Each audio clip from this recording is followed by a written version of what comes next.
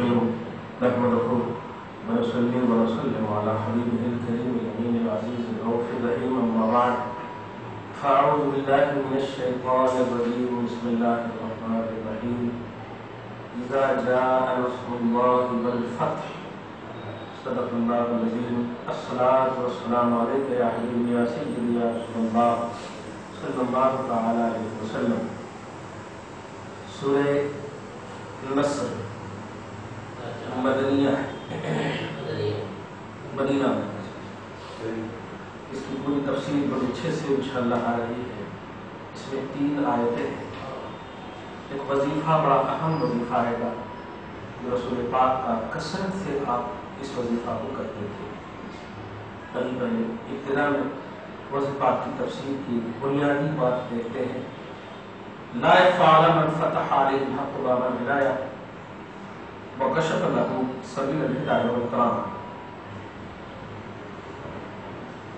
أن كل من دخل في كنف حفظ الحق ورضوانه وتوكل عليه وفوض الأمور كلها إليه فقد أعانه الله ونصره على جميع الوقت. فرماتے ہیں اس بات کہ اللہ پاک کی عنایت کا دروازہ اور اللہ پاک کی ہدایت کا راستہ اور شرافت و کرامت کا راستہ جس کے لیے کھل جاتا ہے وہ بندہ اللہ پر توکل کرتا ہے اور اللہ کی جوار رحمت خاص میں وہ رہتا ہے اور اللہ پاک اس کی ہمیشہ تمام دشمنوں پر مدد کرتا ہے اور اس کے تمام مطالبات کو پوری فرماتا ہے. اسے دیکھیے کتنا عقیدہ یہ ملا کہ اللہ پاک جس کو اپنا محبوب بنا دیتا ہے اللہ اس کے ہر مطالبہ کو پوری فرماتا ہے. اور یہی ہمارا عقیدہ ہے. شمبلیوں کی بارگاہ میں اسی لیے جاتے ہیں کہ ہم اللہ کے اس طرح محبوب نہیں ہیں جتنے وہ ہیں. اس کا مطلب یہ ہے اور وہ جو محبوب ہیں تو ان کے مطالبہ کو اللہ پاک پوری فرماتا ہے اور جب اس کے مطالبہ کو پوری فرماتا ہے تو ہم ان کی مانگ کو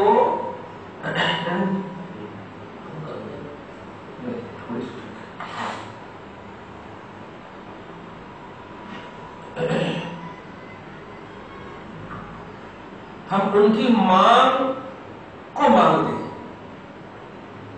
اے اللہ کے محبوب بندے اللہ آپ کی سنتا ہے اس لیے آپ ہمارے لیے مانگتے ہیں. یہی عقیدہ ہے. ہرگز یہ عقیدہ نہیں رہتا ہے کہ نہیں اللہ کو چھوڑ کر کے ہم کریں گے. ایسا عقیدہ نہیں رہتا.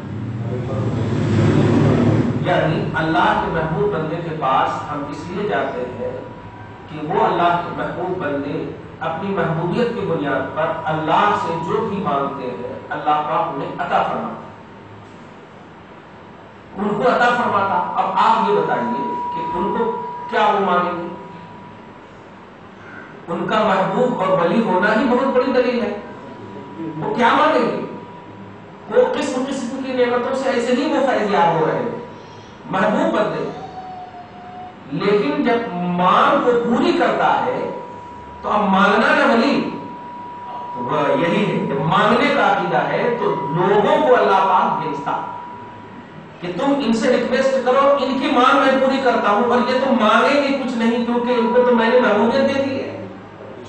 تو اب مخلوق خدا اسی لیے ولیوں کے پاس جاتی کہ یہ ان سے ریکویسٹ کرائے اور ان کا ریکویسٹ جو ہے اللہ قبول کرتا ہے. وہ کیا مانگیں گے آسان سے وہ کیا مانگیں گے کچھ نہیں مانگیں گے. ہاں وہ مانگیں گے مانگنے والوں کی مانگ کو مانگیں گے. کتنی لطیف بات ہے. الحمدللہ صحیح بات ہے. اس کو یوں سمجھ گیا اور کھانا کھا لیا تو اب آپ کیا کھائیں گے. میں کتنا اچھا بھی کھانا پیش کروں کیا کھائیں گے. تو ایسے ہی جو بندہ اللہ کی ذات میں فنا ہو جائے اللہ کی محبوبیت پر فنا ہو جائے وہ کیا مانگے گا اللہ سے. لیکن اللہ کہتا ہے یہ مانگتے ہیں تو میں پوری کرتا ہوں. آپ پوری کرتا ہوں یہ طے ہے تو مانگنا نا. اب مانگنے کے لیے ان کی ذات تو ہے نہیں لوگوں کو بھی ہو جاتی ہے. تو ہم لوگ بھی جو جا رہے ہیں یہ اللہ کی مشیت ہے کہ دیکھ تیری مانگ میں پوری نہیں کروں گا ڈائریکٹ تو ہے ہی نہیں اس لائق چل وہاں اس کی مانگ میں پوری کرتا ہوں. اور صحیح بخاری میں بھی حدیث بات ہے لئن سألنی لأعطینہ کہ یہ جو بھی مجھ سے مانگتے ہیں میں ضرور ادا کرتا ہوں. واہ. اور پھر اندھے عقل کے اندھے لوگ. اچھا یہاں پر ایک یہ بولتے ہیں ہاں وہ جو مانگتے ہیں اللہ سے وہ عطا کرتے ہیں. ہاں اللہ سے مانگتے ہیں, نماز پڑھنے کے واسطے مانگتے ہیں. وہ خود کہیں گے دنیا جو ہے یہ عمل کی جگہ ہے, مرنے کے بعد عمل نہیں ہے. تو نماز پڑھنے کے لیے مانگیں, نماز تو عمل ہے. مانگیں گے وہ چیز جو ان کو آسائش پہنچائے, آرام پہنچائے. عمل کے لیے کوئی چیز نہیں مانگتے. اگر وہ عمل کرتے ہیں تو وہ ایکسٹرا, وہ انعام, اعزاز ہے وہ, سمجھ رہے. لیکن وہ بولتے ہیں کہ نہیں, وہ مانگتے ہیں کہ ہمیں کو نماز پڑھنے کے لیے اللہ تعالیٰ دے دے. نماز ہم کو محبت تھی تو حضرت موسیٰ کو جسے اللہ تعالیٰ نے دے دیا نا. ان بیوقوف ہے ایک دم. اللہ کہہ رہا ہے جو مانگتا ہے وہ میں دیتا ہوں. یہ نہیں فرما رہا ہے کہ لئن سألنی الصلاۃ, مجھ سے نماز مانگتا ہے تو میں نماز دیتا ہوں, ایسا نہیں. لئن سألنی لأعطینہ, جو بھی مجھ سے سوال کرتا میں دیتا ہوں. واہ. اب آپ بتائیے, آپ ایک ولی کی بارگاہ میں حاضر ہیں. اب آپ نے کہا ان کو, آپ تو اچھی طرح جانتے ہو تو میں اس لائق نہیں, میں بے نماز ہوں, بے عمل ہوں. کمپلیٹ آپ ہے, ہمارے مقابلے میں تو شیور کمپلیٹ آپ ہے, اور آپ کی اللہ سنتا. اس لیے آپ بول دو میرے بیٹے کو اللہ صحیح کر دے, میرے خاندان کو اللہ صحیح کر دے, میری یہ مراد پوری کر دے. تو اب آپ بتائیے وہ ان کے پاس جو آپشنز ہے کہ کوئی یوز نہیں کریں گے. اب توحید پرست جا رہا ہے, ایک مومن جا رہا ہے, اب اس کو یوز کیسے نہیں کریں گے؟ ارے ہندوؤں کو یوز, ہندوؤں کی مانگ کو پوری کر دیں گے خالی دیکھنا, کیونکہ ان کے پاس آپشنز دیا. جو مانگتا ہے یہ کہتے ہیں اے اللہ دیکھ چھوڑ میں, کبھی تو ہدایت ملتی, کبھی تو توفیق ملتی. تو یہ ہے اصل ولایت کا کانسیپٹ. جو ولیوں کی بارگاہ میں, محبوب بندوں کی بارگاہ میں آپ جاتے ہیں ان سے مانگنے کے لیے نہیں, ان کی مانگ کی اہمیت کو سمجھتے ہوئے جاتے ہیں کہ وہ جو مانگتے ہیں اللہ سے وہ اللہ تعالیٰ شیور پوری فرماتا ہے اپنے کرم سے. اسی کی طرف اشارہ کیا ہے, ویسے بات نہیں کہ فقط اعانہ اللہ ونصرہ علی جمیع اعدائہ وانجح عموم مطالبہ ومعارفہ, دشمنوں پر بھی فتح عطا فرماتا ہے اور ان کے تمام مطالبات اور مقاصد کو پوری فرماتا ہے. اور اس کے بعد دیکھیے, یہ تو عام محبوب بندوں کی بات ہے. اب یہاں آگے دیکھیے, ولا شك ان اكمل الناس استعدادا واكمله قابليه وافضله كمالا وشرفا هو الحضره الختميه الخاتميه التي طويت المراتب كلها دون مرتبته. اور یہ بات بھی طے ہے, کتنا اچھا چیز ہے کہ عام ولیوں کا جب تصور تمہیں سمجھ میں آ گیا تو یہ بات بھی طے ہے کہ سب سے زیادہ اکمل, سب سے زیادہ عظیم, سب سے زیادہ فضیلت والے حضور آخر الزمان صلی اللہ تعالی علیہ وسلم ہے. تو جب عام ولیوں سے تم مانگو گے, ان کی پکار رب سنتا ہے. یہ ولی نہیں, نبیوں کے نبی ہے, ان کی پکار کیسے نہیں سنتا؟ جو یا رسول اللہ اگر کہہ کے مانے گا, یا رسول اللہ مدد, یا آقا مدد اگر کہے گا تو کیسے نہیں اللہ تبارک تعالیٰ ان کی پکار سے سنے گا؟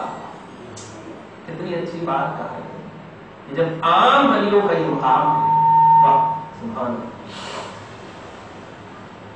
ولهذا كمل جميع مكارمه وكمالاته المنتظره في رشد الاولى ليكون مقدمه العنوان على تكميل. اچھا یہ تو دنیا کی بات بول رہا ہوں کہ دنیا کی ضرورتوں کو جب پوری کرنے کے لیے جاؤ, جیسے کہ صحابہ کرام ہوتے آنکھ نہیں ہے تو نبی سے جا کر کہے یا رسول اللہ آپ دیجئے آنکھ, اب جیسے دے رہے دیجئے دے رہے. حالانکہ اللہ کے رسول نے خود سمجھایا جو بھی مانگو اللہ سے مانگو, لیکن پھر بھی صحابی جا رہے ہیں تو کیا غلط کر رہے ہیں؟ نہیں, وہ یہی تصور ہے.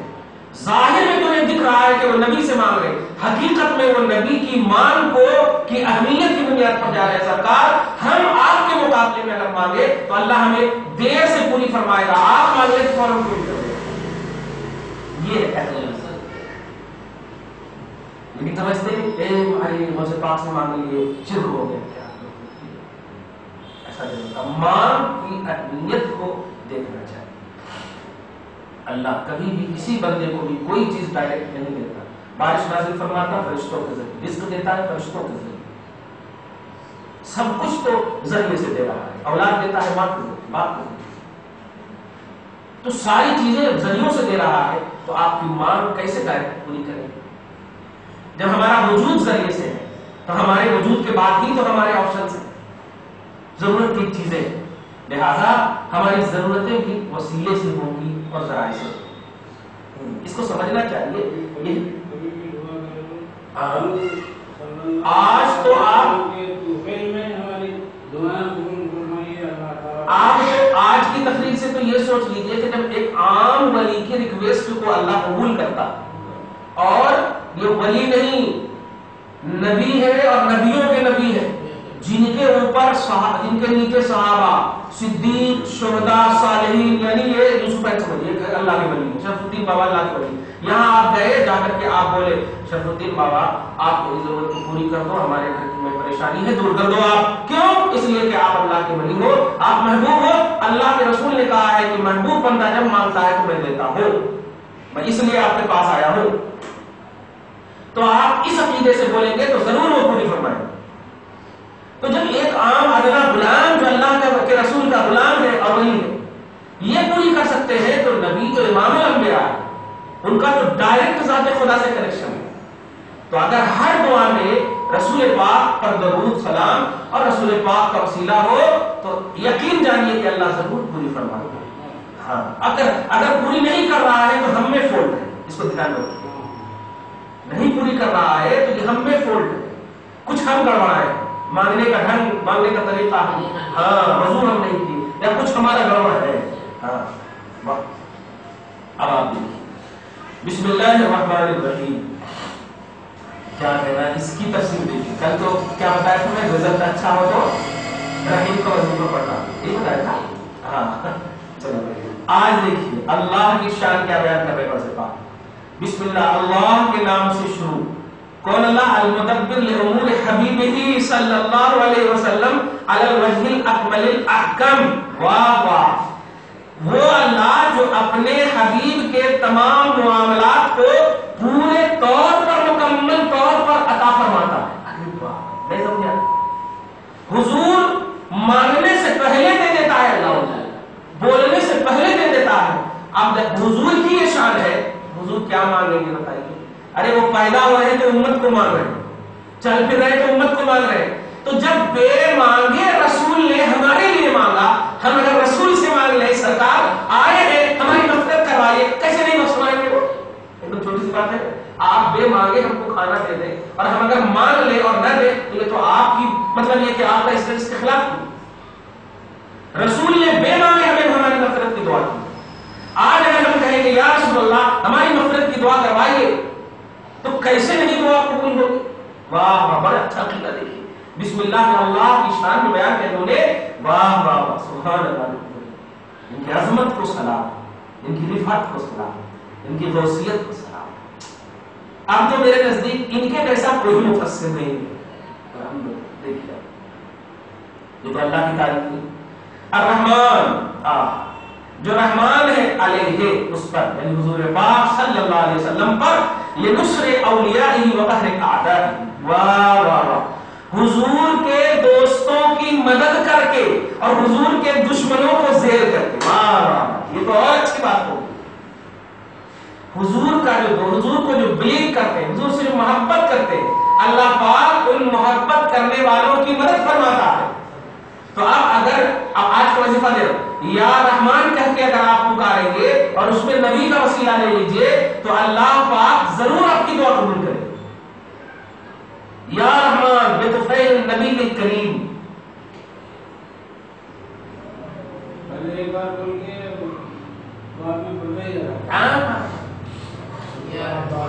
آپ ساری چیزیں بول دیجئے، آخر میں بولیے واسطہ تجھے تیرے نبی کا،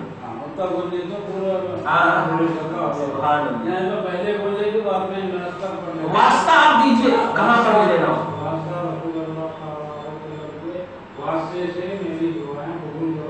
بہتر یہ ہوگا کہ آپ سب سے پہلے اپنی ضرورت کو پوری کیجیے، ضرورت کے سب الفاظ بول دیجیے، آخری میں واسطہ دیجیے، آخری میں واسطہ۔ بہتر یہ ہوگا جیسے کہ اے اللہ یہ اب تیرے نبی کے واسطے، تو اگر اللہ تعالیٰ مطلب غصے کے موڈ میں جو ہوگا نا تو آخری میں واسطہ دے دیے ہیں تو سب پوری کر دے گا، سب پوری کر دے گا۔ واہ الرحیم، ہاں بالکل بالکل ڈھنگ چاہیے، یہ دیکھیں سمجھیے ہم دو سے پاک کی بارگاہ میں بیٹھے ہیں، ڈھنگ دے رہے ہیں الحمدللہ، ان کی بات ان کی ذات الحمدللہ۔ الرحیم لہو حیث فتح لہو ابواب الفتوحات الغیبیۃ یہ تو نیا عقیدہ دیکھیے. الرحیم اللہ رسول پر رحیم ہے. اور کیسے رحیم ہے؟ عالم غیب اور عالم شہادت کو کھول دیا ہے رسول کے لیے. اب تو یہ جھگڑا ہی ختم ہو گیا. غوث پاک کے علم کی روشنی میں عالم غیب اللہ کے رسول پر اس لیے ضروری ہے کہ رحیم اللہ تعالیٰ ہے رسول کے لیے.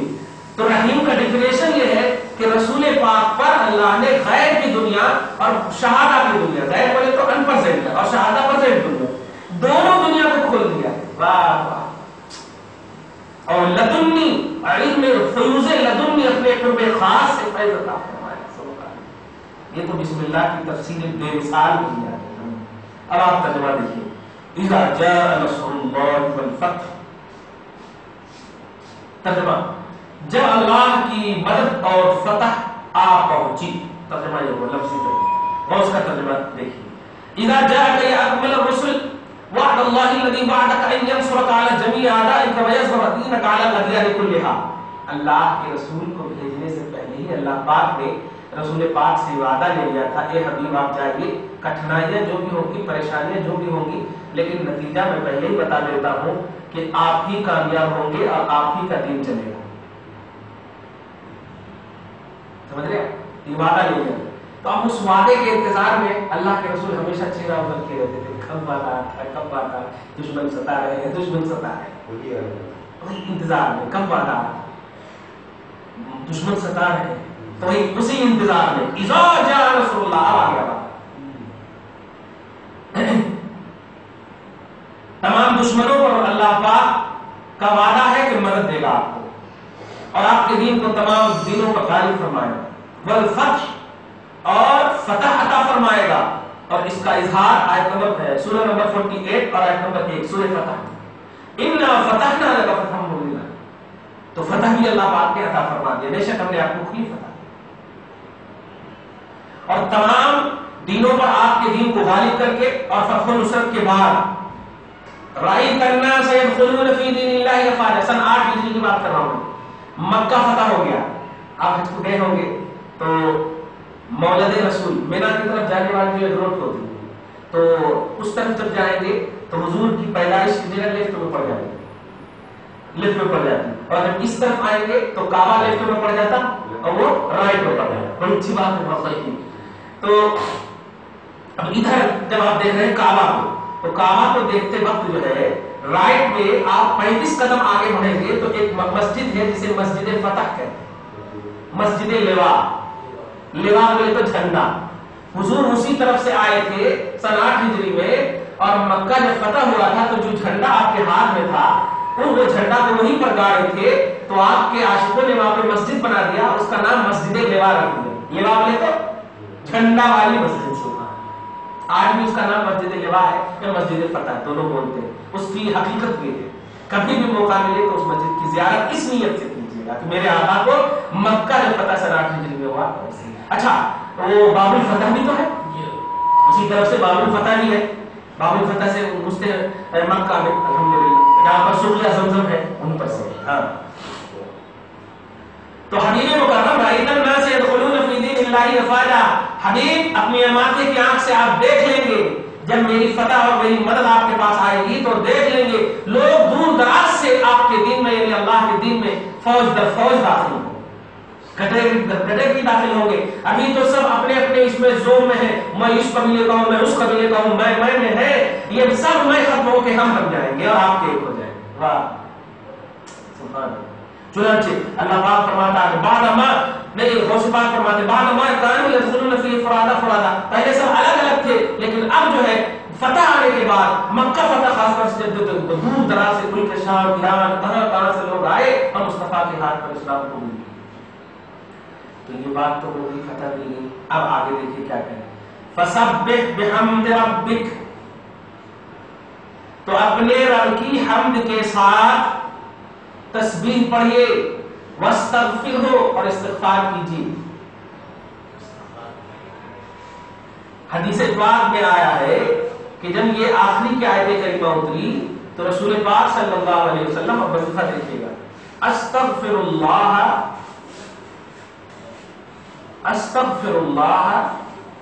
والحمد للہ واتوب الیہ، یا سبحان اللہ والحمد للہ واستغفر اللہ واتوب الیہ، سبحان اللہ والحمد للہ استغفر اللہ واتوب الیہ. پہلے میں سبحان اللہ تسبیح، الحمدللہ اللہ کا شکر، استغفر اللہ اللہ کی پناہ مغفرت، واتوب الیہ اور توبہ. یہ 4 وظیفہ کثرت سے میرے آقا کرتے ہیں. یہ آیت جب اترتی ہے اور یہ فتح و نصرت ہے. یہاں پر ایک عقیدہ دے رہا ہوں، فتح و نصرت ملی ہے. اب آپ کیوں سمجھیے کہ آپ کو کوئی خوشخبری ملے تو خوشخبری ملنے کے بعد ہم کہیں گے توبہ کیجیے، ہم کہیں گے شکریہ ادا کیجیے، یہ کہیں گے نا شکریہ ادا کیجیے. لیکن اللہ کو توبہ اتنا پسند ہے کہ آپ دیکھیے مکہ فتح رسول کو کہا جا رہا ہے استغفر اللہ پڑھیے. اس سے ایک عقیدہ ملا کہ بندہ کتنی بھی نعمت مل جائے آپ کو، اس نعمت کی بنیاد پر شکریہ تو ادا کرنا ہی، ساتھ ساتھ توبہ اور استغفار کو نہ بھولنا، جھکنے کو نہ بھولنا. جتنا پیسہ دولت مل جائے اللہ کی بارگاہ میں جھکنے کو نہیں بھولنا. اس سے کیا ملا؟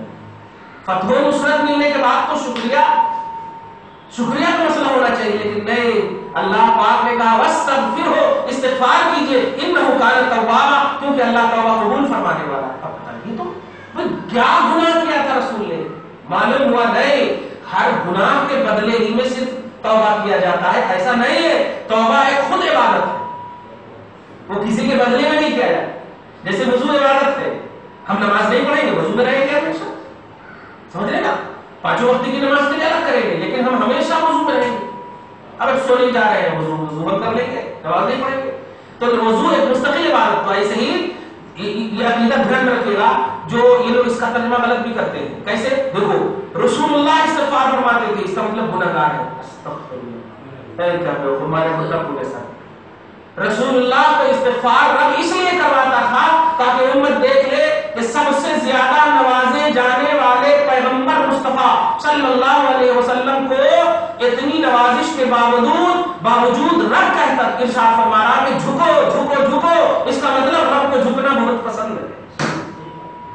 تو جب سب سے اعلیٰ رسول جھک رہے ہیں فتح و نصرت ملنے کے بعد، تو ہمیں چاہیے کہ ہمیں تو لمیٹڈ ہی ملنے والی چیز، رسول کو تو لمیٹڈ پہلو ملے ہیں، ہم گن نہیں سکتے، وہ اللہ جانے کتنا ملا.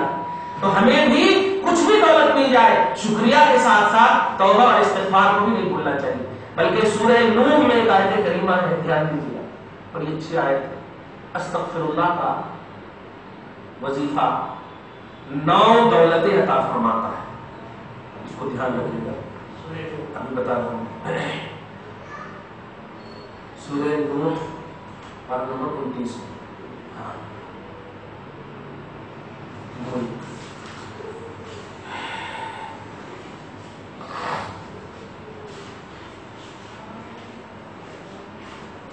معارج نوح، سورہ نوح. جب قوم نوح نے نوح علیہ السلام کو جھٹلایا، نوح علیہ السلام تو حضرت نوح علیہ السلام کو اللہ کی طرف سے یہ حکم ہوا کہ اپنی قوم سے کہو استغفروا ربکم، استغفار کریں، معافی مانگے اللہ سے، کفر نہیں کریں گے، شرک نہیں کریں گے وغیرہ وغیرہ. سمجھ رہے؟ تو دیکھیے حضرت نوح نے کہا یہ تو کہہ تو دوں گا لیکن میری قوم ڈھیٹ ہے، وہ پوچھ لے گی کیوں معافی مانگنا، ذرا کچھ اس کا معاوضہ بتا. تو اللہ پاک میں دیکھیے 9 چیزیں. سب سے پہلی چیز انہ کان غفارا، اللہ بخش دے گا، معافی مانگو گے اللہ معافی دے گا. دوسری چیز یہ قحط پڑی ہوئی ہے نا، بارش نازل کر دے گا. تیسری چیز تیرے پاس مال نہیں ہے نا، مال بھی دے گا. چوتھی چیز بیٹوں کے لیے آئے تھے نا، اولاد بھی دے گا. پانچویں چیز جنت تجھے دے گا. چھٹی چیز نہریں چشمے بہائے گا. یہ 6 عزت دے گا، وقار دے گا، طرح طرح کی نعمتیں اور انعامات دے گا. یہ 6 چیز اللہ پاک نے حضرت حسن بصری سے مروی ہے. آپ توجہ دیجیے کہ ایک شخص آپ کی بارگاہ میں آیا اور آنے کے بعد پانی کی شکایت کی کہ سرکار، ہاں سورہ نور کی آیت نمبر 10 سے لے کر کے آپ آیت نمبر 12 تک پڑھیے. ہاں سورہ نور ہے. میں جو بتانے جا رہا ہوں کہ اس میں کیا کیا چیز تھی. اولاد چاہیے استغفار کیجیے، مال چاہیے استغفار کیجیے، بارش چاہیے استغفار کیجیے. یہ سب حضرت حسن کے پاس آئے. ایک شخص آئے کہ بارش نہیں ہو رہی، ان کو بھی آپ نے استغفار کا وظیفہ بتایا. ایک شخص کے میرے پاس بچے نہیں ہیں، ان کو بھی وہی بتایا. 3 جتنی بھی چیزیں آئے تو لوگوں نے پوچھا حضور سب کو ایک ہی وظیفہ بتایا. نور ہی تو بتایا، سورہ نور ہی تو بتا رہا ہوں میں. تو حضرت نے فرمایا قرآن کی آیت تمہیں نہیں سوچتی؟ اللہ پاک نے کہا استغفار کرو میں یہ دوں گا. ایک وظیفے کا 6-7 نتیجہ ہے. تو اب آپ کو اتنا طے ہو گیا کہ ہمیں اگر اولاد چاہیے اور رب کہہ رہا ہے استغفار کیجیے، تو اس کا مطلب یہ ہوا کہ استغفار صرف گناہ کی بنیاد پر نہیں کیا جاتا، توبہ صرف گناہ کی بنیاد پر نہیں کیا جاتا، اپنی ضرورت کو پوری کرنے کے لیے توبہ کیا جاتا ہے. قرآن کا یہ عقیدہ. جماعت کے لوگ یہ کہتے ہیں رسول اللہ جب گناہ نہیں کرے تو استغفار کا ہی کر رہے ہیں، استغفر اللہ معاذ اللہ. دیکھ رہے ہیں جبکہ قرآن ہی میں کہ اولاد چاہیے استغفار کرو. اولاد چاہنا یہ گناہ ہے. اولاد چاہنا گناہ تو نہیں، مال چاہنا گناہ تو نہیں ہے. سمجھ لیں نا. خیر خلاصہ یہ کہ سورہ نور کی آیت سے بھی استغفار کی فضیلت اور توبہ کی فضیلت. تو جہاں کہیں بھی کبھی بھی آپ کے پاس رسول پاک کے توبہ اور استغفار کے بارے میں یہ عقیدہ آئے کہ دیکھو رسول اللہ مغفرت مانگ رہے ہیں، اس کا مطلب رسول اللہ گناہ گار ہے، استغفر اللہ معاذ اللہ، تو آپ کہیے گا رسول کی بات کر رہے ہو یا ایک ولی کے بارے میں ہمارا عقیدہ سنو کہ وہ گناہ گار نہیں، کیونکہ جو گناہ گار ہوتا ہے وہ خدا کا محبوب نہیں ہوتا اور ولی محبوب ہے. محبوب گناہ گار نہیں ہوتا، جو گناہ گار وہ محبوب نہیں ہوتا. اور یہ تو محبوبوں کے محبوب ہے محمد رسول اللہ معلوم. یہ کیسے گناہ گار؟ ان کا معصوم ہونا ضروری ہے. نبیوں کا خطاؤں سے ہر طرح کے معصوم ہونا ضروری ہے یہ نبوت کے لیے، تاکہ امتی کو عیب نہ لگے کہ میرا جب لیڈر ہی، میرا جب قائد ہی، میرا جب بڑا پیشوا ہی گناہ گار ہے تو میں کیسے فالو کروں. اس لیے ان کو پورے کمپلیٹ طور پر صاف ستھرا اسی لیے رکھا جاتا تاکہ لوگ ان کی طرف بے چو چرا چلے جائیں، بے چو چرا چلے جائیں. خیر اب یہ سورہ نازل ہوا، اس کے بارے میں اب غور فرمائیں. دیکھیے بعد ما نزل هذه سورہ ما سبحانه بالحمد والاستغفار. جب یہ سورہ نازل ہوئی تو بڑے بڑے اجلہ صحابہ جو علم رکھتے تھے جیسے ابو بکر صدیق وغیرہ، یہ سب جو ہے نا ان پر غم طاری ہو گئے، غمزدہ ہو گئے. اور غمزدہ ہو گئے کیوں؟ کہ رسول اللہ صلی اللہ علیہ وسلم، چنانچہ صحیح بخاری کے حدیث پاک کے مطابق متفق ہے، دنیا آیت مطلب اس طرح کی یہ آیت نازل ہوئی تو حضرت ابو بکر صدیق اور عمر فاروق سب لوگ وہاں پر بیٹھے ہیں. اللہ پاک کے رسول اعلان کرتے ہیں سنو ان عبدا خیرہ اللہ، اللہ کا ایک بندہ ہے جس کو اللہ نے یہ اختیار دیا ہے. عقیدہ دیکھیے، اللہ نے یہ اختیار دیا ہے کہ وہ دنیا کی ٹھیک ٹاک کو یا دنیا کو ترجیح دے یا آخرت کو اللہ سے ملنے کو ترجیح دے. دنیا میں رہے یا اللہ سے ملاقات کرے، جس کو دنیا اور آخرت بولتے. دنیا میں رہے یا یوں نہیں کہ انتقال کرنا چاہتا ہے اس پر بھی اختیار، نہیں انتقال کرنا چاہتا اس پر بھی اختیار. تو حضرت ابو بکر صدیق وہاں پر موجود تھے، وہ رو پڑے اور جیسے ہی رو پڑے تو آزو بازو والے صحابہ دیکھ کر کے کہنے لگے کہ شیخ کو کیا ہو گیا کہ رسول نے تو ایک جنرل جملہ فرمایا ہے کہ بندے کو اختیار ہے، یہ کیوں رو پڑے. تو نبی پاک مسکرا کر کہتے ہیں ابو بکر جواب دو. ابو بکر نے جواب دیا جانتے ہو کہ وہ بندہ جس کے بارے میں کہا جا رہا ہے وہ محمد رسول اللہ ہے، اب یہ نہیں رہیں گے ہم سے، اب بہت جلدی جانے والے. آپ دیکھیے ابو بکر تنہا رو رہے تو اب سب رو رہے. تو پھر رسول پاک نے ان کا دل جیتنے کے لیے ارشاد فرمایا سنو میرا رہنا بھی تیرے لیے بہتر ہے، میرا جانا بھی تیرے لیے بہتر ہے. دونوں اکوال ہے، میں جاؤں گا تو تیرے راستے کو کلین کرنے کے لیے جاؤں گا. واہ، دونوں طرح سے دل. تو یہ آیت کریمہ جب اتری تو رسول پاک کے ایک حدیث پاک ایک بندہ جس کو اختیار دیا، دیکھا آپ نے، تو رسول کو موت پر بھی اختیار دیا گیا ہے اور آج کی امت رسول کو مردہ کہہ رہی ہے. استغفر اللہ. جن پر کنٹرول رسول کا ہو وہ رسول کو مار کیسے سکتے ہیں؟ بتائیں آپ جسے اپنے کنٹرول میں لے لیں وہ آپ کو کیسے گرا سکتے؟ موت پر رسول کا کنٹرول ہے، رسول خود فرما رہے ہو ہی نہیں سکتا. سکتا ایسا. اسی لیے سورہ ملک کی آیت نمبر 2 کو آپ دیکھیں, تبارک الذی بیدہ الملک وہو علی کل شیء قدیر الذی خلق الموت والحیات, کہ اللہ نے موت کو بھی پیدا کیا اور حیات کو بھی پیدا کیا. تو موت بھی ایک مخلوق ہے اور رسول بھی ایک مخلوق ہے, اور ساری مخلوق میں اعلیٰ محمد رسول اللہ ہے, تو موت کیسے افیکٹر بن سکتی رسول کے لیے؟ سمجھ رہے, کوئی مخلوق رسول پر افیکٹر نہیں ہے, رسول سب پر افیکٹڈ ہے. صحیح ہے کہ نہیں؟ تو موت بھی رسول کی غلام ہے. اسی لیے جب رسول پاک کی بارگاہ میں اللہ نے حضرت اسرائیل علیہ السلام کو بھیجنا چاہا تو سب کو ڈائریکٹ بھیج دینا, سب کے پاس سب کا بایو ڈاٹا دے دیا, لیکن رسول کے پاس جب بھیجا تو جبرائیل کو ساتھ بھیجا اور کہا سنو تم ڈائریکٹ مت جانا, پہلے جبرائیل کو جانے دینا اندر, جبرائیل اجازت لے کر آئے تب جانا. چنانچہ اندر گئے جبرائیل اور کہے یا رسول اللہ میں آیا ہوں آپ کی بارگاہ میں. ہاں جی آئے تو کیا بات ہے؟ تو اللہ نے بھیجا حضرت اسرائیل کو, اگر آپ کی اجازت ہے تو میں بلاؤں. بتائیں کتنا بڑا مقام. یستاذنو کا لفظ ہے, یستاذنو مطلب اجازت چاہ رہے ہیں آپ کی بارگاہ میں. اتنا وارن کیا ہے اسرائیل علیہ السلام کو, جو سب کی روح کو نکالنے میں کسی کا نہیں سنتے, لیکن آپ کے لیے اللہ نے اسپیشلی مجھ کو بھیجا ہے کہ جب اجازت دے تب بھیجنا, نہیں دے چلے آنا. اب اس سے بڑی بات کیا ہوگی کہ میرا رسول موت پر بھی کنٹرول رکھتا, کوئی چیز ان کے اوپر افیکٹ نہیں ہو سکتی. لیکن امت کا ایک طبقہ رسول کو کہتا مردہ ہے, انتقال کر گئے, استغفر اللہ. ابھی ایک نیا جملہ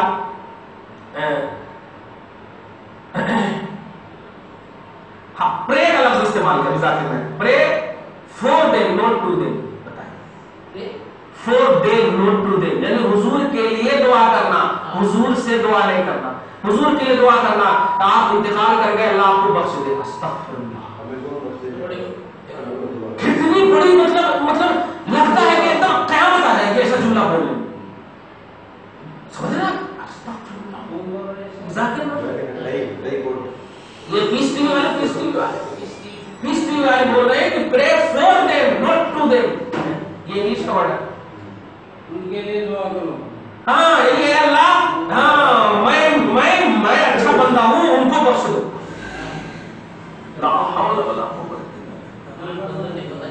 ہاں یہ ایک دم آخری بات یہ ہے, چل میدان محشر میں دیکھیں گے کن کی شان کیا ہے, کن کی شان کیا ہے سمجھ میں آ جاتی. خیر یہ بخاری کی بھی حدیث آپ نے سن لیا, اور اذا جاء نصر اللہ کی بھی تفسیر سن لیا آپ نے, استغفار کی بھی اہمیت سن لیا آپ نے. آخری میں بس یہی کہوں گا کہ توبہ اور استغفار کیجئے, اس لیے نہیں کہ آپ گناہ گار ہیں, بلکہ اس لیے کہ اللہ بہت پسند فرماتا ہے اس کو, اور اس کی وجہ سے اللہ پاک ہر منوکامنا کو پوری فرمائے گا, ہر خواہش کی تکمیل فرمائے گا. دعا ہے اللہ تعالیٰ ہم سب کی تمام ضرورتوں کو جو دین کے لیے بہتر ہو, دنیا کے لیے بہتر ہو, عطا فرمائے. ہم سب کو صحت و تندرستی و توانائی عطا فرمائے. ہم سب کے بڑوں کو بخش دے مولا, جو بچے جو چھوٹے بزرگ سب گزر چکے ان کی بخشش فرما, جو زندہ ہے مولا انہیں صحت کام کا عاجلہ نصیب فرما, جو دنیا کے لیے بہتر ہے مولا دین کی خاطر ہم سب کو عطا فرما. مولا حسن عقیدہ کے ساتھ زندہ رکھ اور حسن عقیدہ پر موت نصیب فرما. سوالات قبر کو حضور کے وسیلے سے آسان کر دینا مولا. برزخی دنیا میں جب تک رہے پروردگار قبر کو روشن اور منور فرمانا مولا. حشر کی ہولناکی سے بچا لینا مولا, اور قبر کی مراحل کو طے کرنے کے بعد جنت کے حصول تک کی تمام راہوں کو اپنے حبیب کے وسیلے سے آسان فرما دینا. وصلی اللہ تعالی علی خیر خلقہ محمد وآلہ واصحابہ اجمعین برحمتک یا ارحم الراحمین.